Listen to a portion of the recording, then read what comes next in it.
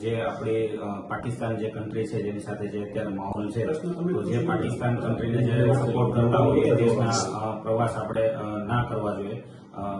અને લોકો પણ અત્યારે જાગૃત જ છે અને સામેથી લોકો આવીને એવું કહે છે કે આપણે આ પ્રવાસ કેન્સલ કરવા છે. લોકોને કઈ રીતે સમજાવી રહ્યા છે તમે?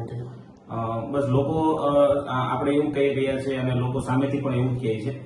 કે જે આપણા દુશ્મન દેશ કન્ટ્રી છે એને જે તે સપોર્ટ કરતા હોય એ દેશનો આપણે પ્રવાસ નથી કરવો અને આપણને એના ઓપ્શનમાં બીજી કોઈ કન્ટ્રીનો અમને સેમ સિમિલર પેકેજ આપો, તો જેથી કરીને આપણે એને સેમ સિમિલર કન્ટ્રીના પેકેજ આપીએ છીએ, જેમ કે બાલી, સિંગાપોર, મલેશિયા, તો આવી બધી કન્ટ્રીનો આપણે એના ઓપ્શન આપીએ છીએ. વાત છે અત્યારે ભારત પાકિસ્તાન વોરની, તો આવા સમયમાં અને આવા સંજોગોમાં રાષ્ટ્ર પ્રથમ સમજીને દેશના હિતમાં અને દેશના સપોર્ટમાં અમે કાર્ય કરવું એ હરેક નાગરિકની એક ફરજ છે. તો આના સપોર્ટમાં અમે પણ એઝ અ ટ્રાવેલ એજન્ટ અમે લોકોને સપોર્ટ કરીએ છીએ, દેશને સપોર્ટ કરીએ છીએ કે જે લોકોના ઓલરેડી પ્લાન થઈ ગયા હતા એમના કેન્સલેશન અને ડાયવર્ટેશનમાં અમે સહયોગ કરીએ છીએ અને જે નવી ઇન્ક્વાયરીઝ આવે છે એમને પણ અમે એવું સમજાવીએ છીએ કે જે ખુલીને દુશ્મન દેશના સપોર્ટમાં જ્યારે આવ્યા છે, તુર્કી, અઝરબૈજાનની જ્યારે વાત છે, તો અમે એ દેશને અવોઇડ કરીએ છીએ, એમને બોયકોટ કરીએ છીએ અને એના ઓપ્શન્સમાં